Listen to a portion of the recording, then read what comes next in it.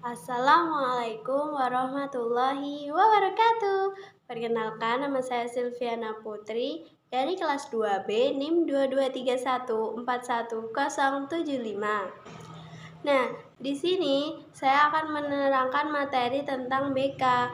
Beberapa materi dari BK yaitu yang pertama sejarah BK dan yang kedua fungsi dan tujuan BK, yang ketiga yaitu prinsip dan landasan-landasan BK. Nah, sebelum menginjak ke materi, kalian itu tahu nggak sih apa itu BK sebenarnya? Karena kan kita itu sudah dengar BK itu dari SMP ataupun SMA ya. Bahkan sekarang itu BK sudah ada di tingkatan SD gitu. Banyak sekali orang yang pikiran bahwa BK itu adalah tempat-tempatnya anak nakal, tapi bukan seperti itu gitu. Nah, ini kita akan sedikit membahas tentang pengertian BK. BK sendiri terdiri dari dua kata, yaitu bimbingan dan konseling. Nah, bimbingan sendiri memiliki arti adalah pemberian bantuan kepada individu atau kelompok yang membutuhkan bantuan untuk seseorang mengetahui masalah atau mengenali potensi yang dimilikinya. Nah, sedangkan pengertian dari konseling adalah bantuan yang dilakukan oleh konselor kepada konseling secara langsung atau tatap muka dalam memecahkan masalah hidup yang dilakukan secara tatap muka atau oleh tenaga profesional gitu ya. Jadi konseling itu harus dilakukan oleh tenaga profesional. Minimal konselornya itu adalah berlatar belakang pendidikan S1 BK.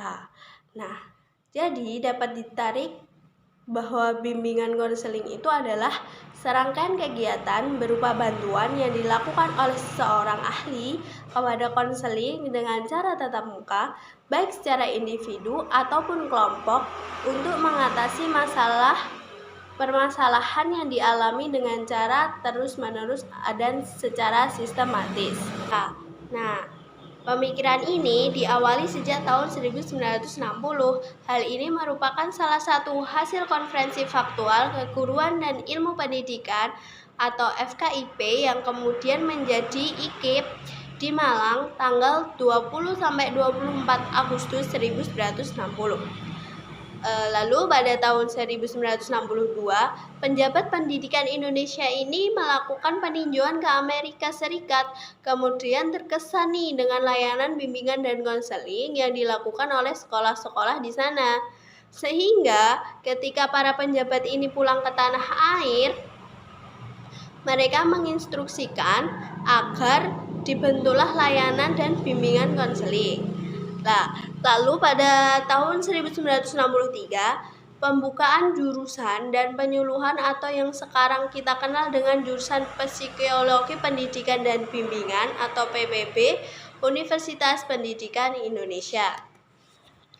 Lalu pada tahun 1964, lahirlah kurikulum SMA Gaya Baru dengan keharusan melaksanakan program bimbingan dan penyuluhan.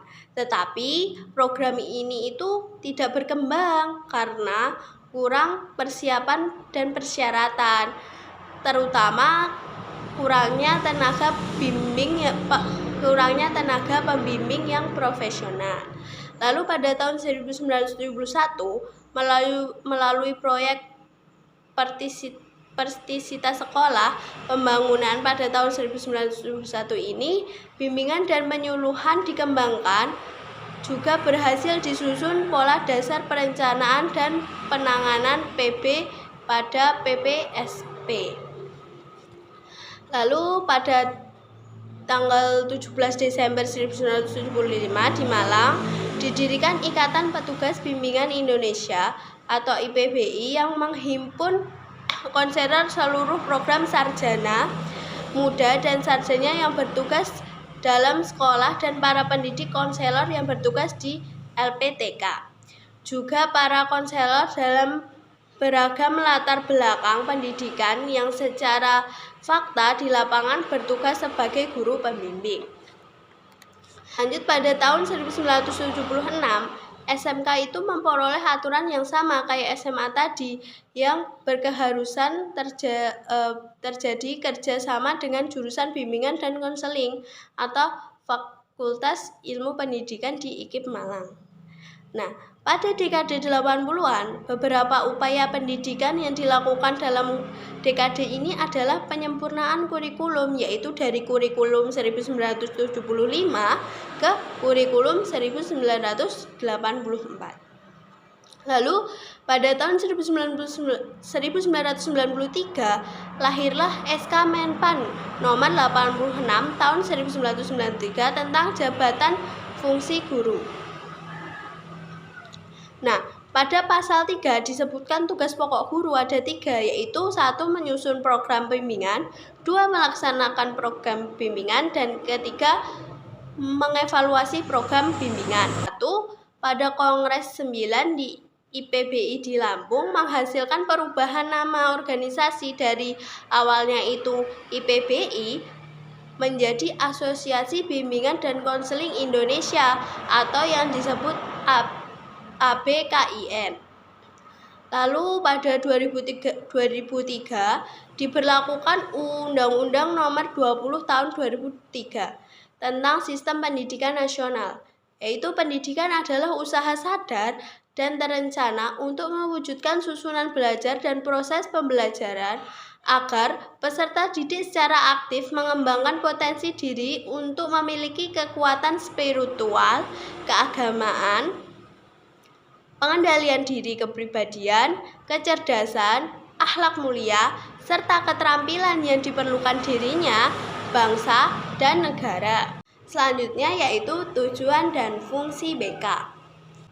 Nah, tujuan bimbingan konseling ini adalah agar tercapainya perkembangan yang optimal pada individu yang dibimbing.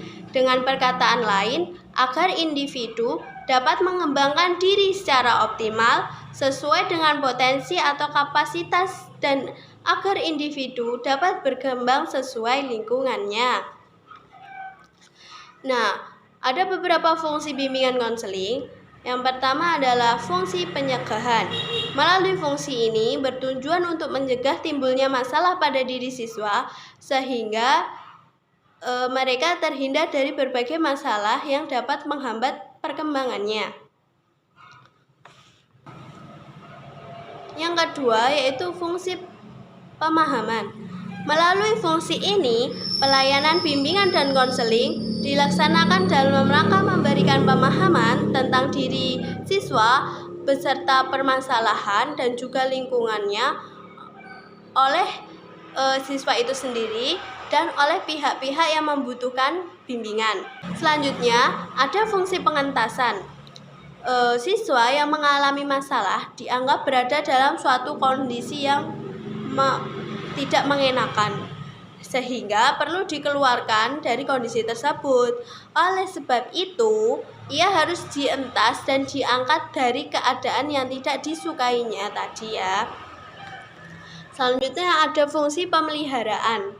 Fungsi pemeliharaan berarti memelihara segala sesuatu yang baik atau positif yang ada pada diri individu atau siswa, baik hal itu merupakan pembawaan maupun hasil-hasil perkembangan yang telah dicapai selama ini, sehingga bakat, minat, sikap, kebiasaan, dan berbagai aspek positif lainnya termasuk akhlak yang baik dari siswa perlu dipertahankan dan dipelihara. Yang selanjutnya ada fungsi penyaluran. Melalui fungsi ini, pelayanan bimbingan dan konseling berupaya mengenali masing-masing siswa secara perorangan, selanjutnya memberikan bantuan penyaluran ke arah kegiatan atau program yang dapat menunjukkan pencapaian dan perkembangan yang secara optimal. Selanjutnya ada fungsi penyesuaian. Fungsi ini untuk membantu siswa memperoleh penyesuaian diri secara baik dengan lingkungannya, terutama lingkungan sekolah madrasah bagi para siswa. Yang ketujuh ada fungsi pengembangan. Melalui fungsi ini, pelayanan dan bimbingan konseling diberikan kepada siswa untuk membantu para siswa dalam mengembangkan keseluruhan potensi yang telah dimilikinya agar lebih terarah lagi. Yang ke-8 ada fungsi perbaikan. Melalui fungsi ini, pelayanan bimbingan dan konseling diberikan kepada siswa untuk memecahkan masalah-masalah yang dihadapi oleh siswa. Yang terakhir ada fungsi advokasi. Layanan bimbingan dan konseling melalui fungsi ini adalah membantu peserta didik memperoleh pembelaan atas hak dan kepentingan yang kurang mendapatkan perhatian. Yang selanjutnya yaitu prinsip-prinsip dan landasan-landasan BK. Nah, prinsip BK sendiri itu adalah landasan praktis atau aturan main yang harus diikuti dalam pelaksanaan berbagai kegiatan dan program pelayanan bimbingan dan konseling di sekolah dan di madrasah. Nah, BK ini memiliki beberapa prinsip nih.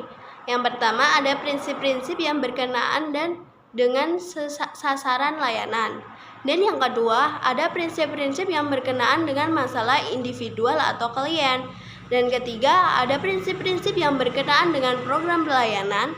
Dan yang terakhir, ada prinsip-prinsip yang berkenaan dengan tujuan dan pelaksanaan pelayanan. Ya, sekarang adalah landasan BK. Landasan di dalam Kamus Besar Bahasa Indonesia diartikan sebagai alasan, dasar atau tumpuan. Secara istilah, landasan sebagai dasar dikenal pula sebagai fondasi.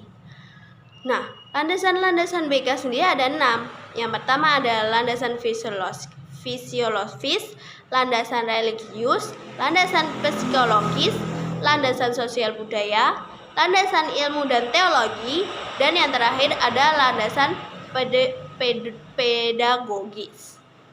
Oke, sekian itu penjelasan dari beberapa materi yang saya sampaikan. Apabila ada salah kata, mohon dimaafkan. Sekian dari saya. Wassalamualaikum warahmatullahi wabarakatuh.